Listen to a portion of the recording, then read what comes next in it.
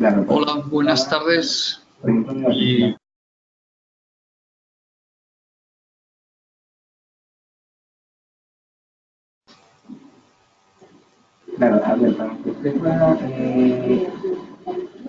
vale, buenas tardes, bienvenidos a esta nueva sesión de webinar.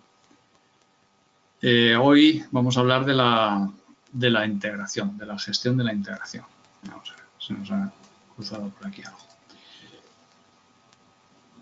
De la gestión de la integración. Esto es lo que tenemos para el día de hoy. Es nuestra segunda sesión. Como estamos recién iniciados en el curso, aprovecho la oportunidad que me da el poder comunicarme con vosotros de forma directa y también de forma grabada. Ya sabéis que estas sesiones de webinar quedan grabadas y a vuestra disposición en poquito tiempo en la plataforma de EALDE. Así que quiero aprovechar la oportunidad para volver a incidir sobre la planificación del curso, de este curso de preparación para obtener la certificación PMP. Como os dije en la primera sesión, bueno, se trata de un reto, en cierta forma, un reto alcanzable, evidentemente, por supuesto, porque, como os dije, la cantidad de certificados de profesionales que se certifican PMP durante un año en el mundo son muchísimos. Por tanto, evidentemente es un reto que está al alcance de nuestra mano. Ahora bien, no de cualquier manera. Hay que estudiar, hay que aplicarse, hay que hacer un estudio intenso y con método. El método que os proponemos en EALDE consta de una serie de pasos que debemos hacer uno detrás de otro. Si no los hacemos en el orden adecuado, el esfuerzo puede resultar baldío o contraproducente incluso. El orden es que primero debemos leer la teoría. Las fuentes de teoría las tenemos dentro de los apuntes que os facilitamos en EALDE, que son un soporte, una primera introducción, un resumen de lo más importante desde un punto de vista de obtención de la certificación. ¿Y un resumen de qué? Pues un resumen del PMBOK. El PMBOK es el Project Management Book of Knowledge, que actualmente está en la versión 6 y que es el mínimo indispensable a conocer, eso sí, con profundidad, para poder acceder con garantías al examen. En la versión 6 son unas 700 y pico páginas, lo cual quiere decir pues, que es un esfuerzo importante. Lo tenemos ya traducido al español, aunque no es nada desdeñable el acometer, si tenéis un buen nivel de inglés y os sentís confortables, acometer el estudio en la lengua origen, que es el inglés. Expliqué largamente también en la primera webinar qué era el PMI, que es la Organización de Gestión de Proyectos, el Instituto de la Gestión de Proyectos, y de dónde viene esta asociación. Es una asociación anglosajona, americana, que reúne a profesionales de la gestión de los proyectos de índole mundial. Nace a partir de la Segunda Guerra Mundial, años después de finalizar la Segunda Guerra Mundial, y pues ahora mismo, en estos momentos, tiene la mejor consideración a nivel internacional sobre la asociación que reúne las mejores prácticas a la hora de afrontar proyectos con éxito. ¿Qué nos importa a nosotros de todo esto que decimos a la hora de preparar el examen? Bueno, pues lo más importante es que es una organización anglosajona y por tanto tiene ese carácter, tiene esa forma de pensar, esa mentalidad. Os decía que si vosotros sois profesionales de la gestión de proyectos con cierta experiencia, esa experiencia latina puede jugarnos una mala pasada a veces, ¿no? Pues por la pasión que le ponemos a las cosas, por nuestra forma de hacer, por nuestra cultura quizá de resolver las cosas rápidamente o de imponer el carácter de las personas o de ir corriendo a los sitios para que el cliente nos vea que estamos trabajando sobre el tema en vez de quedarnos en nuestras oficinas planificando, reuniéndonos, haciendo papel, en definitiva. Bueno, pues todo ese carácter latino de acción y de sangre caliente, pues nos puede jugar una mala pasada a la hora de tomar una decisión, digamos, entre comillas, estilo PMI. ¿Por qué? Porque su carácter anglosajón le hace ser diferente, le hace ser más fríos, más metódicos, más racionales, más de pensar las cosas, más de planificar. Yo he intervenido, he tenido la fortuna de intervenir en mi trayectoria en proyectos que yo en determinadas ocasiones no entendía, ¿no? ¿Qué estaba sucediendo? ¿Por qué se tomaba tanto tiempo? ¿Por qué se demoraban las reuniones? ¿Por qué parecía que no iban a llegar a finalizar los proyectos? Y sin embargo no fue así, evidentemente. Bueno, proyectos de éxito. Lo que sucedió, ni más ni menos, fue esto, que eran empresas y profesionales del norte de Europa que prefieren planificar y prefieren tirar papel y prefieren rehacer cálculos y esquemas y Excels antes de irse a campo a poner nada y pensarlo varias veces, reunirse, etcétera. Bueno, en concreto os podría comentar, por ejemplo, un proyecto en el que estuve involucrado tangencialmente, afortunadamente, que fue el proyecto del control del tráfico del túnel de Øresund, que es el que une Dinamarca con Suecia. Bueno, pues ese proyecto consumió gran cantidad de directores de proyecto, sobre todo de las empresas latinas que estábamos involucradas. España, Italia, Portugal, había algunos, los directores de proyectos no aguantaban el ritmo cansino, la poca acción, el planificar y planificar y planificar, y bueno, pues acababan dejándolo y sucediéndose uno detrás de otro, ¿no? Incluso para la gente, fijaros, para la gente sueca, los alemanes les parecían desorganizados, que ya para un latino es el colmo, ¿no? O sea, ¿cómo alguien puede pensar que un alemán es un tío desorganizado? Si en broma se dice que tienen un plan hasta para ir al baño, ¿no? Bueno, pues para un sueco que todavía está más al norte, que todavía es más anglosajón, más racional, más de pensar, pues eso, los alemanes, las empresas alemanas les parecían desorganizadas. Bueno, pues imaginaros el nivel del resto, ¿no? Lo que les podíamos parecer los españoles que estábamos por ahí involucrados. Bien, estábamos hablando de la planificación, no me quiero despistar de esto, por eso tengo aquí la agenda delante. Hemos hablado de qué estudiar. Bueno, pues tenéis los apuntes, las notas técnicas que proporciona EALDE. Os recomiendo haceros con una copia del PMBOK. Os recomiendo algunos autores que son importantes dentro del mundo, como veis aquí, dentro del mundo PMI, hay autores que están muy reconocidos. Y los que os pongo aquí en los libros de apoyo, por ejemplo, Rita Mulcahy y Pablo Lledó, son muy reconocidos en la esfera del PMI. Rita Mulcahy es una antigua colaboradora desde reciente, ¿no? De hace algunos años, muy volcada con el PMI, que ha hecho su propia oficina de apoyo y se dedica a editar libros de test rápidos, libros de preguntas de examen, libros de soporte en casi todas las áreas de conocimiento y de certificaciones que tiene el PMI, y es americana y por tanto escribe en inglés y tiene esa dificultad si no dominamos ese idioma. Para superarlo, ¿qué tenemos? Pues tenemos el apoyo de Pablo Lledó. Pablo Lledó es el profesional de habla latina más reconocido por el PMI en los últimos 10 años. Tiene varios libros que yo os recomiendo. Yo he utilizado algunos de ellos para mi preparación al examen PMP, y la verdad es que con un enfoque totalmente distinto. Es verdad que no te van a servir para tener un conocimiento profundo del PMBOK, pero sí que te sirven y mucho para fijar los conceptos más importantes, para clarificar un poco todo, porque a veces el PMBOK puede ser un poco demasiado denso y Pablo Lledó lo que aporta es mucha frescura.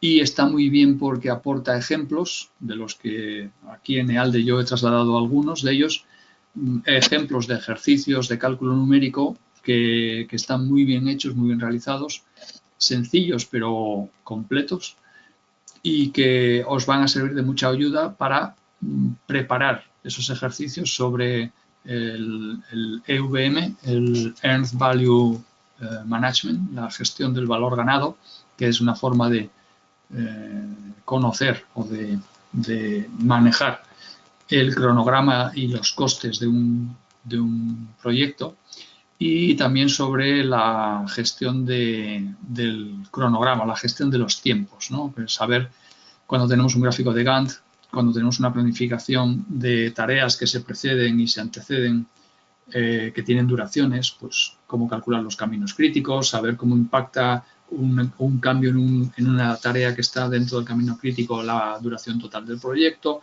o por ejemplo poder calcular holguras y en ese sentido pues también poder hacer una gestión de la cadena crítica o de la holgura crítica del camino crítico, ¿no? Escoger entre todas esas cosas. Bien, eso en cuanto a la parte teórica. Luego tenemos que os facilitamos en EALDE unos ejercicios de autoevaluación que lo que os permitirán será saber si vuestros conocimientos teóricos son adecuados, si vais bien, os vais preparando bien. Tenéis un foro de dudas, obviamente, en el que me podéis trasladar las dudas que tengáis sobre los fundamentos teóricos o sobre alguna pregunta test que hayáis hecho. Espero poder responderos, apoyaros y solucionaros las dudas, sobre todo ayudaros a que entendáis los conceptos y los soportes que hay detrás. Y finalmente, y lo que es la gran herramienta que os facilitamos en EALDE, es el acceso a un simulador. El acceso a un simulador que es una herramienta de estudio potentísima, pero que, como os decía al principio, si la utilizáis y si volteáis este orden y la utilizáis al principio, lo único que vais a conseguir es frustraros, porque vais a ver que no vais a acertar, que es muy difícil, que las preguntas son muy capciosas, que las situaciones que os ponen no entendéis nada, pero esto es de qué me están hablando, ¿no?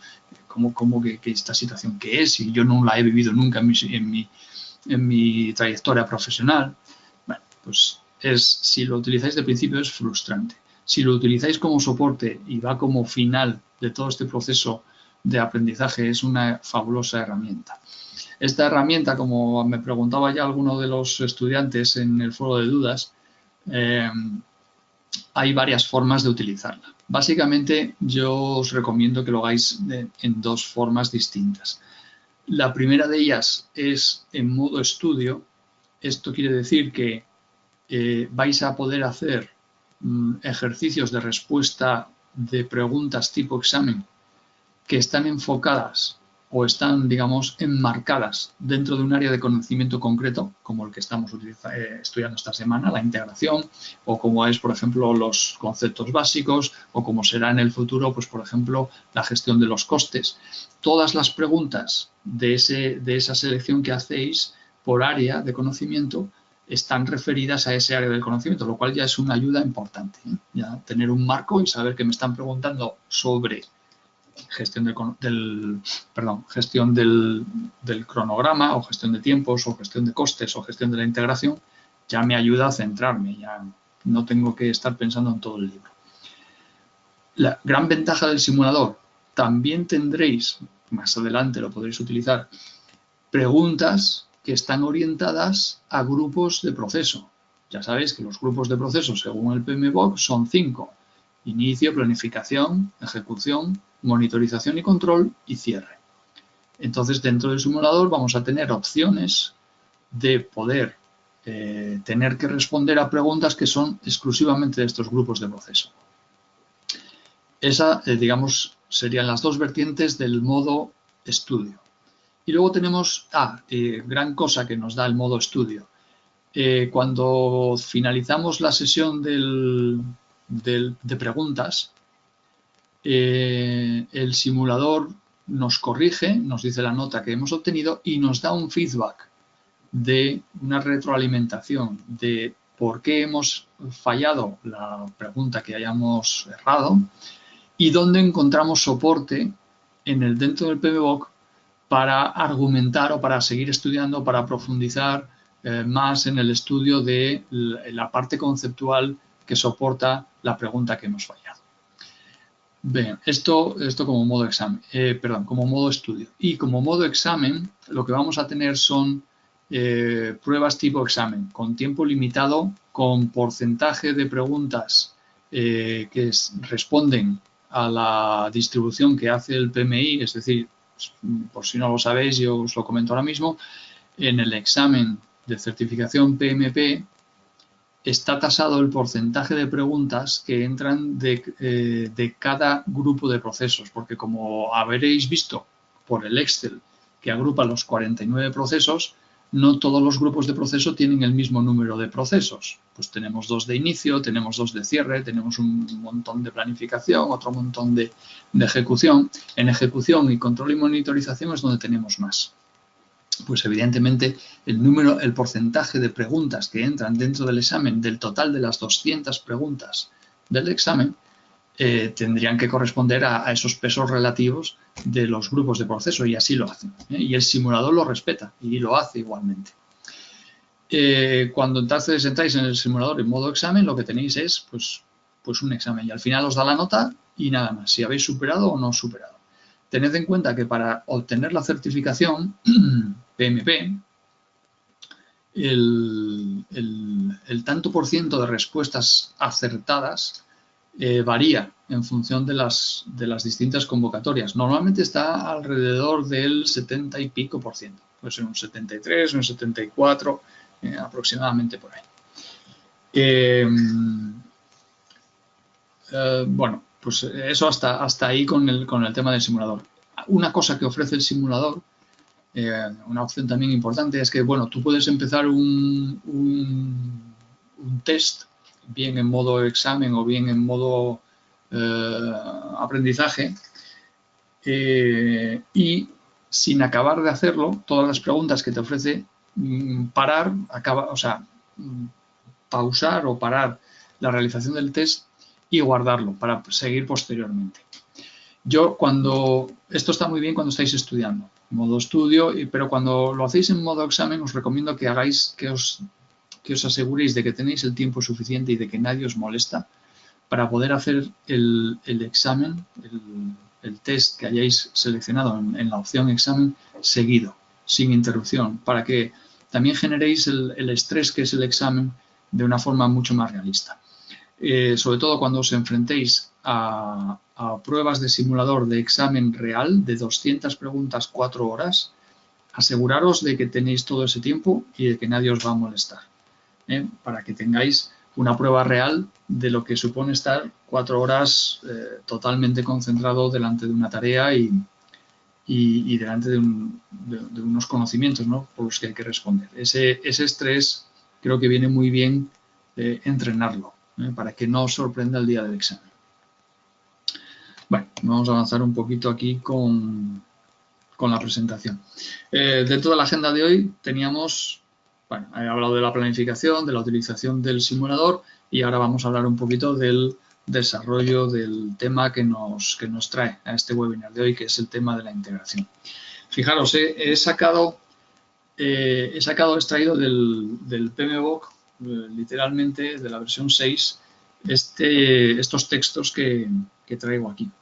¿Por qué? Porque me pareció relevante y me pareció que no había lugar a resumirlo.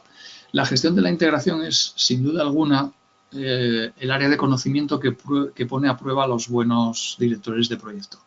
¿Por qué? Pues porque un director de proyecto es como ese artista de circo que coge unos palillos enormes de alto, les sube un plato encima y empieza a darlas vuelta y consigue que ninguno se caiga, ¿no? Y veis cómo el tío va corriendo de una vara a otra, de un palillo a otro, agitándolo, dándole movimiento, haciendo que el plato o el platillo siga girando, aunque parece que está a punto de caerse. Bueno, pues esa atracción, ese número de circo, a mí me parece un símil muy, muy bueno de lo que tiene que hacer un director de proyecto. El director de proyecto tiene que mantener todas las áreas y todas las actividades y todos los grupos de profesionales que van a intervenir dentro del proyecto, los tiene que mantener activos, los tiene que mantener con tarea, los tiene que mantener con información, los tiene que mantener motivados, tiene que hacer que todos los involucrados lleguen al momento de entregar un hito o un entregable justo a la vez, en el momento, con la calidad requerida, de forma que el entregable se pueda, pues eso, entregar en el momento en el que se había comprometido el proyecto y el director de proyectos a entregarlo. Por tanto, tiene que dominar una serie de funciones que son muy importantes y una serie de conocimiento que es el que os resumo aquí. Por ejemplo, tiene que estar muy al tanto de cuál es el ciclo de vida del proyecto. El ciclo de vida ya hablamos en la clase anterior, que se refería a todas esas fases que puestas una al lado de la otra o una detrás de otra dan sentido al desarrollo del proyecto y le dan validez, ¿no? Entonces tiene que saber cuál es el ciclo de vida apropiado del proyecto, qué fases debería comprender, en qué subfases dividimos el proyecto, si tiene sentido, cuáles son los límites de batería, ¿no? En dónde se acaba una fase y dónde empieza otra, qué entregables son los que se han comprometido a la finalización de alguna o de todas estas fases. ¿Cuál es el ciclo de vida del desarrollo, ¿no? ¿Qué enfoque y ciclo de vida de desarrollo son adecuados para el producto, servicio o resultado? Bien, la definición de proyecto, ¿no? ¿Es apropiado un enfoque predictivo o uno adaptativo? Aquí, bueno, hay diversas formas de gestionar los proyectos y hay un poco de arte, ¿no?, en la gestión de los proyectos. No penséis que todo está absolutamente reglamentado por el PMBOK. Distintos directores de proyecto con distinto carácter, distintas habilidades, distintos puntos fuertes y débiles, tendrán distintos enfoques de cómo desarrollar la vida del proyecto. Y a unos les preocupará más unas cosas y a otros les preocuparán más otras. El enfoque predictivo y el adaptativo no es ni más ni menos que otra forma de decir si tú eres proactivo o reactivo. Es decir, si esperas a que te den una colleja, un toque de atención o un llamamiento de espabilarse, o si prefieres ir tomando medidas de forma previa, ¿no? Antes de que sucedan las cosas, si las intuyo, si las preveo, si creo que pueden suceder, me voy protegiendo, voy realizando tareas, voy haciendo ciertas actividades que, bueno, van todas encaminadas a no sufrir las consecuencias de una mala praxis o de que finalmente acontezca una situación, un riesgo, ¿no? Esto va muy relacionado con la gestión de riesgos, pero también es muchas veces parte de la forma de ser de las personas, ¿no? Si tú eres más proactivo o si esperas a que las cosas sucedan asumiendo el riesgo, que muchas veces sale bien, ¿eh? Yo no digo nada en contra o a favor de una o de otra. Muchas veces asumes el riesgo pensando que no se van a llegar a producir ciertas situaciones. Entonces dices, bueno, ¿por qué voy a hacer nada para evitar A si la probabilidad de que suceda es muy baja? Bueno, como os digo, todo esto es un planteamiento muy relacionado con la gestión de riesgos. Es más una gestión de riesgos en la forma de ser de las personas, si cabe. Pero bueno, está ahí, ¿no? Es decir, bueno, no me preocupo hasta que suceda. Cuando suceda ya me preocuparé. Pues hay detractores y hay gente que defiende esta forma de comportarse. Yo creo que va más bien en caracteres. Bueno, el enfoque de la gestión, es decir, ¿qué procesos de gestión son los más eficaces según la cultura de la organización y la complejidad del proyecto? ¿Esto qué quiere decir? Bueno, pues quiere decir, si mi empresa es una empresa que hace muy bien la gestión de tiempos, porque tengo muy buenos profesionales, porque llevamos mucho tiempo haciendo esto, pues no le dedico mucha atención a la gestión de tiempos, porque ya sé que lo hacemos bien. Sí, por ejemplo, hay empresas que tienen su propio sistema de gestión de riesgos y llevan años haciendo actividades en ese orden. Por tanto, asume el director de proyectos o podría asumir perfectamente que el área de la gestión de riesgos ya tiene excelentes profesionales y por tanto él no se va a preocupar mucho, que lo que va a hacer es pedir apoyo, pedir consejo dentro de su empresa y eso lo va a delegar. Por tanto, se va a centrar más en otros temas que pues, normalmente o habitualmente, históricamente, no se le está bien a la empresa, ¿no? Como por ejemplo, voy a decir algo, la gestión de los stakeholders, un punto muy importante y que ya aparece en la gestión de la integración. ¿Qué más cosas? Gestión del conocimiento. La gestión del conocimiento es un área importantísima y que aparece, por cierto, como novedad en el PMBOK 6. Sin embargo, a mi gusto, ha entrado en ello muy tímidamente. Es decir, las referencias que se hacen a la gestión del conocimiento, pues bueno, incluye algunas herramientas que normalmente son reuniones, consejos de expertos, entra muy tibiamente. Sin embargo, os diré que como profesionales, que nos vamos a dedicar o que nos estamos dedicando ya a la gestión de proyectos, me parece que la gestión del conocimiento es un área todavía poco tenida en cuenta y, sin embargo, de una importancia muy relevante para asegurar la supervivencia y el desarrollo futuro de una empresa. ¿Qué es la gestión del conocimiento para mí? Pues la gestión del conocimiento es la forma de perpetuar, de conservar y saber utilizar en el futuro el conocimiento que los profesionales vamos adquiriendo cuando vamos resolviendo problemas. Es decir, fijaros, quizás algunos conozcáis la definición de experto en el mundo anglosajón, un mundo que, por cierto, no le tiene nada de miedo al fracaso. En el mundo anglosajón, un experto es aquel profesional que ya se ha equivocado en todo lo posible en un área determinada. Fijaros qué definición más buena, más sencilla, y cómo pone de relieve lo importante que es equivocarse. Bueno, es importante equivocarse porque de la equivocación se obtiene un gran conocimiento.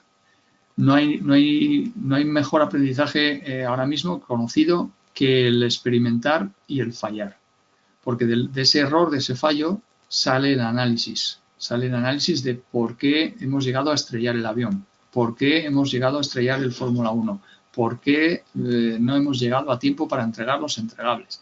De ese análisis es de donde salen conclusiones que nos hacen mejorar.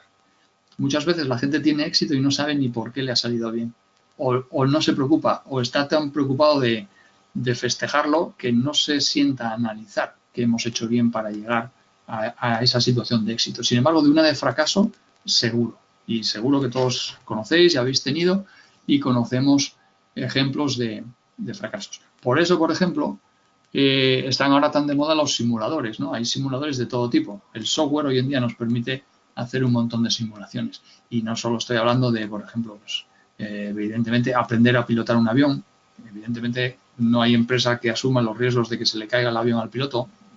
Además de que el aprendizaje del piloto podría también irse al traste, ¿no? El hombre pues podría fallecer en el accidente, aparte de perder el avión, con lo cual el aprendizaje se va al traste, tampoco hemos avanzado, ¿no? Entonces, se utilizan simuladores de aviones, ¿por qué? Pues por eso, para que el piloto vaya aprendiendo y todas las veces que ha tirado el avión abajo, pues de ellas aprenda y al final nunca se caiga el avión. O un simulador de Fórmula 1, pues ahí podemos estrellar el coche todas las veces que queramos, no pasa nada, es software. Volvemos a salir a pista, volvemos a poner los ajustes y volvemos a mejorar los tiempos. Si hacemos eso en pista, evidentemente, pues puede ser que arruinemos el equipo y no llegamos ni el día de la carrera, ¿no? Bueno, gestión del conocimiento, entonces. ¿Cómo establezco un sistema dentro de mi empresa o de mi PMO o de mi departamento que me permita recoger las experiencias que acumulan los profesionales cuando solucionan problemas? ¿Para qué? Pues para que si un profesional de la casa dentro de X tiempo vuelve a tener una situación o un problema de la misma índole, pues no tenga que inventar la rueda. Bueno, pues tiramos de la solución que ya aplicó José Luis hace 2 años en aquel proyecto de tal no sé qué, que no tiene nada que ver con el mío, pero que sí se encontró con un problema igual o similar. Pues cojo su solución e intento adaptarla y aplicarla a mi problema. Eso es fantástico. No sabéis la cantidad de problemas que elimina el tener una base de datos, por ejemplo, de soluciones. Se puede hacer en forma documental, en forma Excel, en forma base de datos o en forma vídeos de YouTube, no sé, lo que queráis. Pero es muy, muy importante que lo tengamos para el futuro de nuestra organización. Tendríamos una gran ventaja competitiva frente a otros instaladores o contratistas si conseguimos tener una base de datos de soluciones de problemas. Vale, el cambio. Un director de proyectos tiene que estar dispuesto a asumir cambios y tiene que estar preparado y hasta le tiene que gustar en cierta forma lo de la cultura del cambio. Sin embargo, ya hablaremos dentro un poco más adelante de cómo se hace la gestión de los cambios dentro del PMO. Una cosa es que no te den miedo los cambios y otra cosa es que estés implementando cambios cada día, porque entonces eso es ya ingobernable. Por cierto, hablando de eso, la gobernanza, ¿no? qué juntas de control, comités y otros interesados son parte del proyecto. Es decir, quiénes son tus primeros espada, quiénes son tus capitanes. Tú eres el general de tu proyecto, pero tú tienes que tener unos capitanes que te lleven áreas relevantes, áreas de importancia. Y en ese sentido tienes que saber identificar cuáles son las áreas de éxito del proyecto. Es decir, qué áreas en las que se pueda dividir tu proyecto son las que son críticas de hacer bien para que el proyecto salga adelante. Por ejemplo, no sé, es crítica la logística. Como no tengamos una buena logística, el proyecto se va a atascar, va a ir a tirones, se me puede retirar gente, subcontratas del proyecto porque no llegan las materias o las mercancías o las herramientas. Entonces, tener una logística, un buen subdepartamento de logística dentro del proyecto que haga que todas las cosas estén a tiempo en su sitio, es crítico para mi proyecto. Bueno, pues ahí tengo que tener un buen profesional de logística. Pues, no sé, si estamos hablando de otro tipo de proyectos, por ejemplo, desarrollo de software, pues es crítico que el portal web que estoy desarrollando tenga una funcionalidad y una apariencia sencilla para poder enganchar al público objetivo o porque el cliente me lo ha pedido así. Bueno, pues yo ahí tengo que tener un buen desarrollador web que además sea un poco el tío artista, que me haga las cosas sencillas, que haya hecho ya cosas similares. Pues ahí tengo que poner un profesional de ese perfil. Si pongo un ingeniero a hacer ese frontal, ese interface con el usuario, probablemente me salga una ruina, porque los ingenieros no se nos da bien ese tipo de cosas. Pensamos de una forma diferente, ¿no? Bueno, hay que tener en cuenta estas cosas. Entonces, la gobernanza se trata de esto. ¿Quiénes van a ser mis capitanes dentro de mi equipo? ¿Quiénes van a ser los primeros espadas, los que van a llevar las áreas críticas de éxito de mi proyecto? Lecciones aprendidas, que está relacionada con la gestión del conocimiento y, bueno, los beneficios de hacer el proyecto, ¿no? Cuidado, atención, no solamente debemos pensar aquí en beneficios, digamos, fiscales, contables, dinero, sino que tenemos que tener en cuenta otro tipo de beneficios, como por ejemplo obtener una certificación del gobierno, tener personal cualificado en un área determinada donde haya muy poca gente o nadie en el sector, bueno, obtener cierta relevancia en los medios de comunicación de forma que haga que nuestra empresa sea conocida, etcétera, ¿no? Hay otros beneficios que no son solamente los contables o fiscales o monetarios.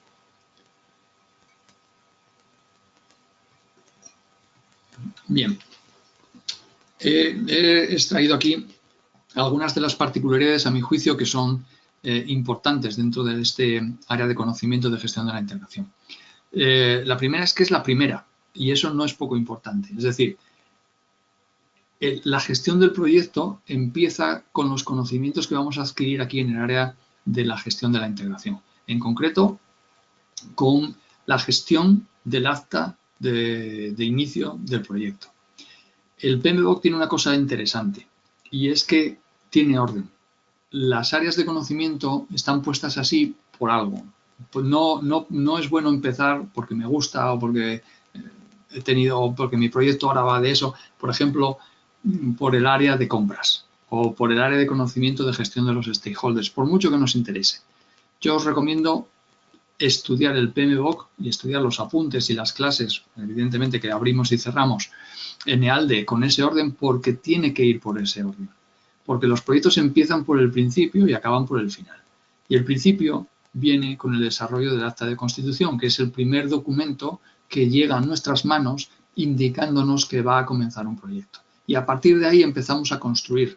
No empezamos a construir por las compras o por la gestión de los riesgos, no. Empezamos por el desarrollo del acta de constitución. Ella es la más relevante porque, como os decía al principio, es la que aglutina y coordina al resto de áreas de conocimiento. Por tanto, tiene que ser así y tenemos que darle la importancia que tiene. Es donde empieza a notarse, como digo ahí, es donde empieza a notarse la mano del director de proyecto. Si el director de proyecto es bueno, esto lo va a hacer bien y va a sentar una base sólida para que el proyecto se desarrolle con mayores garantías de llegar a buen fin. Se ponen en juego las habilidades interpersonales del director del proyecto. Os dije en la anterior webinar y también lo dije a algunos de los compañeros que han aportado pues sus impresiones al área de debate. Os lo dije a todos, evidentemente, ahí también, claro, porque es un área que está abierta, que la habilidad interpersonal más valorada en un director de proyectos a día de hoy y con pleno consenso a nivel mundial es la comunicación. Que un director de proyectos sea un buen comunicador, que sepa explicarse, que sepa transmitir, que sepa utilizar todos los recursos de comunicación para los distintos receptores de esos mensajes, ya entraremos en eso cuando llegue el área, es muy importante y eso empieza a ponerse en manifiesto en este área, porque una de las cosas más importantes que tenemos que hacer nada más nos llegue el acta de constitución del proyecto es identificar a los stakeholders e irnos personalmente, en mi opinión, personalmente cuanto más posible, irnos a entrevistarnos con ellos. Toda información que podamos captar de primera mano, en directo, de una entrevista con un stakeholder, será sumamente valiosa para nosotros. No dejéis, este es un consejo que os doy ya fuera de la preparación del PMP, no dejéis que esta tarea la hagan otros por vosotros. Hacedla vosotros. Porque percibiréis mucha más comunicación que lo que os venga a contar el mejor emisario que queráis mandar.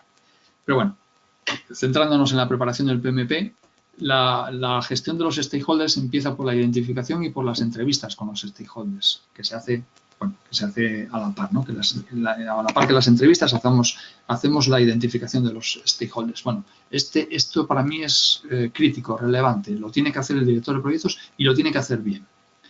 Es un área de conocimiento esta de la gestión de proyectos, de la gestión de integración, en la que vamos a hacer muchas reuniones. Hace pocas semanas hice un webinar también para EALDE, al que no sé si habréis asistido alguno de vosotros, donde hablaba precisamente de cómo hacer buenas reuniones, de lo importante que es esta herramienta para el director de proyectos y, sin embargo, la mala fama que tienen, pero merecida, las reuniones. ¿Por qué? Porque no se hacen bien, porque siempre hay algún factor que las arruina y que hace que la gente salga de la reunión pensando que ha perdido el tiempo, que es la principal conclusión. Esto tenemos que evitarlo a toda costa, poniendo todo de nuestra mano, porque realmente es importante hacer reuniones y es importante hacerlas bien. Desgraciadamente, como os digo, no se hacen bien. Y de la reunión más importante que os puedo mencionar son los kick-offs. Los kick-offs son las reuniones de lanzamiento de cada fase. Es la reunión más importante del proyecto, que es, digamos, la reunión de inicio de la fase 1 del proyecto, el kick-off general. Y luego todas las reuniones de lanzamiento que haya de cada una de las fases en que se subdivida el proyecto, para mí son las más importantes. ¿Por qué? Pues porque sientan las bases de cómo quiere el director de proyecto que se desarrolle esa fase y de cómo quiere el director de proyecto que se desarrolle el proyecto. Dónde están los sitios más relevantes, dónde están los aspectos críticos, dónde están los mayores riesgos, cómo vamos a configurar el proyecto, a qué le vamos a prestar atención relevante, dónde tenemos que poner la atención, etcétera, ¿no? Es como el entrenador cuando antes del partido te dice cuál es la estrategia del partido, a qué tenemos que prestar atención, qué es lo que no quiere que suceda. No quiero que me pillen al contraataque. Bueno, pues no quiero llegar tarde a entregar ningún hito.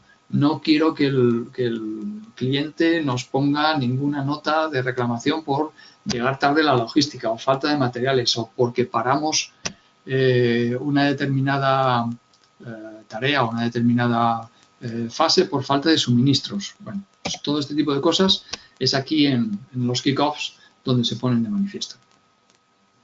Como os decía al principio, o hace un poquito, lo que tenemos que hacer, lo principal que tenemos que hacer en la gestión de la integración es desarrollar el acta de constitución.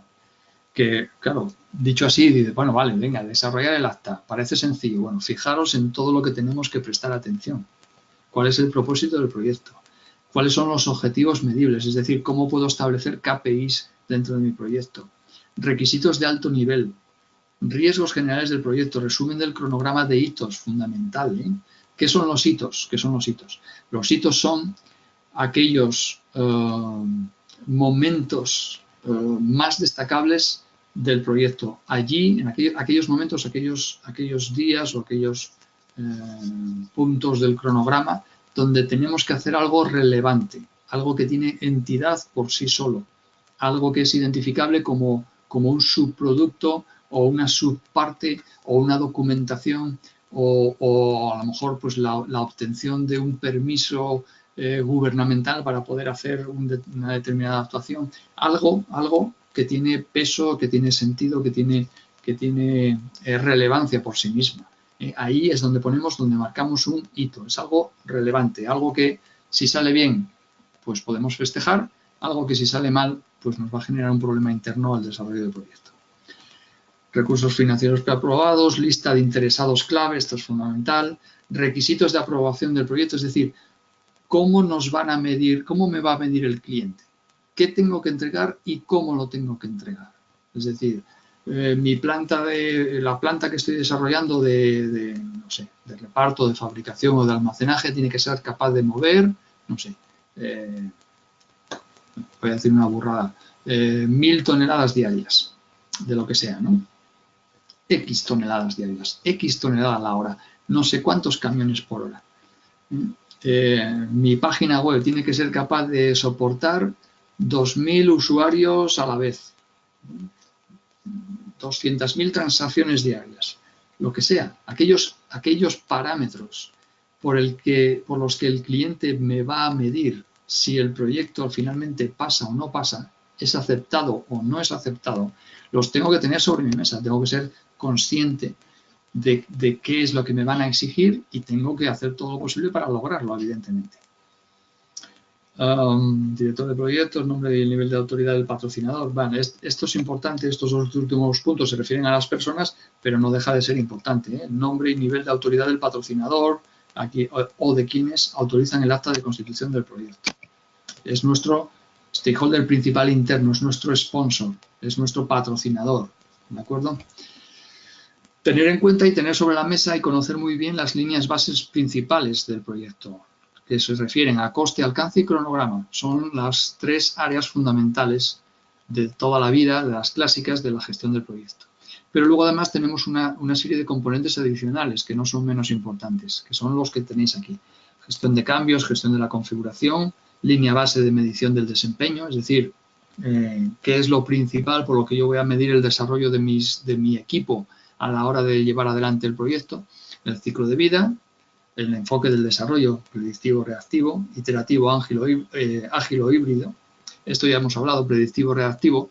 Iterativo, cada vez son más iterativos los procesos, porque cada vez se tienden más a las tecnologías ágiles. Es una novedad también que aporta el PMBOK en la versión 6, que es que hay un acercamiento hacia las metodologías ágiles que vienen del área de software, porque en el área de software hay un gran estrés, las cosas se quieren para allá y para conseguir eso no se utiliza una programación lineal, sino que una programación lineal y precedente, antecedente. Se utiliza una programación muy en paralelo para intentar acortar plazos, pero asumiendo riesgos de que sobre determinadas tareas vamos a tener que volver a trabajar una vez que consigamos un pequeño éxito. Esto es lo que se trata, las tecnologías ágiles en general, de lo que tratan es de esto, de si tienes una tarea, por ejemplo, de 10 semanas, partirla en tareas, por ejemplo, en 5 tareas de 2 semanas, conseguir que al final de esas 2 semanas primeras hayamos conseguido un entregable aceptable por el cliente de forma que sea una base para poder seguir avanzando. Y sobre las siguientes cuatro bloques de 2 semanas, iterar, es decir, hacer lo mismo, volver a hacer lo mismo y volver a conseguir, digamos, certificaciones o aprobaciones parciales. Es un método muy de software, muy de iteración, es decir, volver a repetir, volver a pasar sobre lo mismo. No sé, imaginaros que tenemos que construir o que hay 10 partes importantes dentro de nuestro proyecto. No hacemos una y luego hacemos la segunda y luego la tercera. Hacemos un poco de la segunda, de un poco de la primera, un poco de la segunda, un poco de la tercera, un poco de todas ellas, conseguimos que ese poco que hemos hecho sea aceptado por el cliente, sea validado, volvemos a la primera y seguimos donde habíamos acabado y hacemos otro poquito y así sobre la 2, 3, hasta la 10, ¿vale? ¿Me explico? Es decir, en vez de acabar un bloque, una fase y luego seguir con la segunda así hasta el final, no. Hacer un poquito de todas las fases, validarlo, volver a hacer otro poquito sobre todas las fases en añadido. Es decir, es una forma un poco un tanto, podríamos asimilar a un concepto incremental, ¿vale? Pero aquí se llama ágil o híbrido, bueno, un poco de todo. Iterativo siempre, siempre va a ser iterativo cada vez más. Y revisión de la gestión, bueno, revisar y revisar y revisar. Aquí os quisiera hablar un poco con detenimiento de la importancia de lo que es la gestión de cambios dentro del proyecto y de la función que tiene que jugar el director de proyecto en este sentido. Y es la siguiente, la tenemos que tener muy clara. El director de proyectos no aprueba los cambios, no es el aprobador de cambios. ¿Quién es el aprobador de cambios? El comité de aprobación de cambios. Hay un comité, hay varias personas que son los stakeholders principales, puede ser el cliente, el sponsor, puede ser el pagador del proyecto, que a veces no es el usuario final, no es el cliente final, puede ser nuestro director general, nuestro presidente, bueno, personas de relevancia que son las que tienen que aprobar finalmente los cambios. ¿Y qué es lo que hace el director de proyecto? El director de proyecto hace una propuesta de cambio. O un stakeholder principal hace una propuesta de cambio y el director de proyecto analiza la repercusión de esa posible implementación del cambio en el proyecto. Es decir, a un stakeholder, por ejemplo, a un stakeholder principal de mi proyecto se le ocurre que, pues, cambiar la calidad del proyecto. Y en vez de entregarlo con una velocidad, imaginaros una web con una velocidad X, le quiero subir un 30% la velocidad a la web, a la gestión de usuarios o de datos. Bueno, pues ese no es el proyecto. El proyecto es 100%. Si tú quieres un 120%, eso es un cambio sustancial. Por tanto, tienes todo el derecho a plantearlo porque es un stakeholder principal, puede ser el cliente, por ejemplo, pero esa propuesta se lleva a la mesa de decisión de cambios de proyecto. El director de proyecto analiza qué implica alcanzar un 120% de velocidad sobre lo pedido inicialmente y qué implica en términos de, evidentemente, cambios en las líneas bases del proyecto, si eso va a hacer que tardemos más en entregarlo, necesitamos más tiempo para desarrollo, necesitamos más dinero, necesitamos más recursos. Bueno, ¿qué implica ese cambio que propone? Y si finalmente esas implicaciones, esas consecuencias de aplicar el cambio son aprobadas por el comité de aprobación de cambios, se implementa con todas las consecuencias admitidas por esos stakeholders principales que están en el comité. Es decir, los principales que tienen que decidir y que tienen que poner el dinero y que tienen que validar todo el desarrollo del proyecto han admitido o han asumido esos impactos sobre el proyecto, se valida y se implementa y se pone en ejecución. Y eso lo hace también el director de proyecto. Le guste el cambio o no le guste. ¿De acuerdo? Que no está ahí para decidir o para gustarle, está para advertir, asesorar y en caso de que se apruebe, implementar. Bueno, aquí os pongo, por ejemplo, una descarga también del PMBOK de la cantidad de planes que hay que tener en cuenta a la hora de lanzar el proyecto, ¿no? De hacer ese inicio. Fijaros que son 18 planes, ni más ni menos, 18 documentos con importancia suficiente como para considerarlos con un plan y que luego hay una serie de otros 33, propone el PMBOK, de documentos adicionales de también cierta importancia. Perdón. En cuanto a la gestión de la integración, hemos hablado ya de la gestión del cambio, hemos hablado de la gestión del conocimiento, de establecer sistemas de información, de establecer bibliotecas, registro de lecciones aprendidas, etc. Habilidades interpersonales que hay que poner en juego por parte del director de proyecto y que son muy importantes y que tenemos que ir, si no las tenemos, si creemos que no las tenemos, hay que ir ensayando, ¿vale? Escucha activa. Mira, este me encanta porque fijaros lo que dicen los anglosajones. Dicen que tenemos 2 orejas y una boca para escuchar el doble de lo que hablamos. Esto es muy importante. Es porque denota su cultura. En qué están pensando, cómo están pensando que tienes que afrontar, por ejemplo, una entrevista. Tú lanzas una pregunta y dejas que tu interlocutor hable. Si tú en la entrevista lo que estás pretendiendo es obtener información, evidentemente tú tienes que escuchar mucho más que lo que hablas. Tú tienes que lanzar una pregunta, tienes que intentar sonsacar cierta información que a ti te interese, tienes que dejar, en definitiva, que a quien estás entrevistando hable y te dé la información que tú quieres obtener, que tú necesitas tener para desarrollar tu proyecto. Por tanto, la misión no es que hables tú, la misión es que hable el otro. Entonces, escucha activa, y la escucha activa se llama activa, con ese adjetivo, porque tú tienes que desarrollar ciertas habilidades para conseguir que tu entrevistado valide lo que has entendido.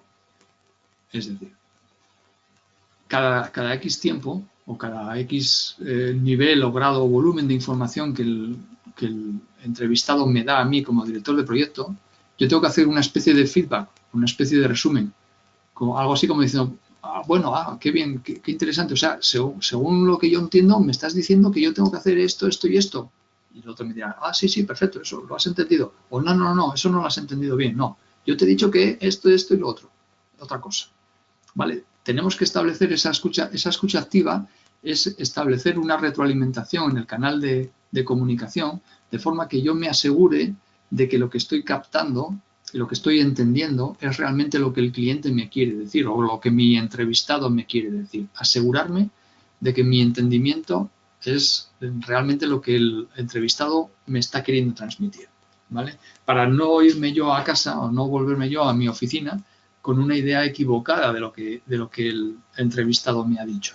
Tengo que asegurarme que estoy captando el mensaje. Es algo, por ejemplo, que hacen los camareros muchas veces y hacen cada vez más. Tú haces una petición, ¿vale? Vas a un restaurante, coges la carta y pides, bueno, de primero quiero estos platos, seamos 2, 3 o 4, de segundo estos para beber tal cosa y los postres más tarde. Y el camarero antes de irse, pues repasa y revisa todo y dice, vale, entonces, he tomado pues 2 de sopa, una ensalada, tal no sé qué, de primero, y de segundo, pues tantos de filete, tantos de pescado, vale, y entonces cuando todo el mundo confirma y dice sí, está correcto, el camarero se va y pide la comanda en la comida. Así se asegura que no está pidiendo algo erróneo. Bueno, pues nosotros igual con la entrevista. Esto es la escucha activa. Desarrollar la facilitación, que es ni más ni menos que no ser es lo contrario de ser un estorbo, ¿no? O sea, facilitar las cosas, proponer, hacer llegar, que la vida sea fácil, ¿no? del proyecto. Ya bastantes dificultades tenemos con el proyecto en sí como para encima estorbar, ¿no? Conseguir las cosas, desarrollar liderazgo, ponerse al frente de las cosas, asumir responsabilidades, creación de relaciones de trabajo, que tengamos un equipo bien avenido, donde la gente vaya a gusto a trabajar, donde hasta se divierta trabajando, eso es fantástico, difícil de conseguir, obviamente, muy difícil, pero cuando lo consigues es fantástico, ¿no? Que la gente vaya y hasta se ría trabajando y se lo pase bien y saque las cosas adelante. Es la mejor forma de asegurarse de que cuando haya que sufrir un poco de estrés, cuando haya que apretar un poco los nudillos para sacar adelante algo, hacerlo con prisa o porque no se ha hecho bien, pues la gente también ponga de su parte un poco más de su parte para poder conseguirlo, ¿no? Bueno, vamos a ver. Bueno, y otra parte muy importante, en la fase de cierre, en la integración tenemos fase de cierre. El PMBOK contempla 2 tipos de cierre. En esta edición 6 no lo dice muy claro, pero lo sigue manteniendo. Un cierre es el cierre técnico, es decir, he conseguido que mi cliente valide la entrega del proyecto entregable, sea una parte parcial, sea un hito, un entregable parcial, o sea el resultado final de mi proyecto, es decir, me ha validado la entrega, lo ha recibido y por tanto ya se queda en su poder, ya es propiedad del cliente. Ese es el cierre técnico, entrego el objetivo final del proyecto. Y luego tengo un cierre administrativo, donde me ocupo de haber pagado a todos los proveedores, haber desarrollado y cerrado todos los planes, haber cerrado todos los informes, haber cerrado la gestión del conocimiento, haber cerrado todos los suministros, haber cerrado todo el balance contable y de beneficio del proyecto, haber hecho los informes para mis sponsors y mis stakeholders internos, etcétera, ¿no? O sea, una serie de tareas muy relacionadas con lo documental, con los informes, también muy relacionadas con aspectos internos, no hacia el cliente, sino dentro de mi organización, pero que evidentemente tengo que cumplir, tengo que acabar para poder dar el proyecto totalmente por terminado. Ese sería el cierre administrativo. Y bueno, nada más por mi parte, es casi la hora cumplida. No quiero aburrir, nunca quiero aburrir con las clases y con los webinars, todo lo contrario, me gustaría que fueran dinámicos, participativos, activos y que encontrarais sentido y utilidad a lo que digo, ¿no? Y no aburrir. En resumen, para animaros, ¿no? Un poco este final, ¿no?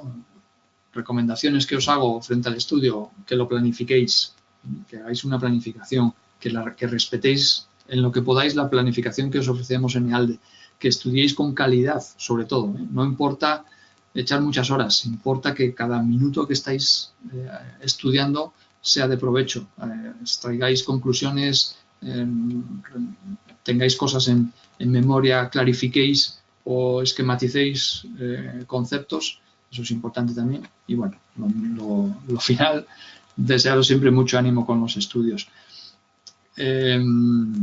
Ya sabéis que tenemos abiertos 2 foros en cada una de las clases, que es un foro de debate, pues un poco para explayarnos un poco todos, ¿no? Para hablar entre todos y exponer experiencias y compartirlas entre todos, que podamos aprender un poquito de ello. Yo también intentaré ahí aportar mi granito de arena de vez en cuando.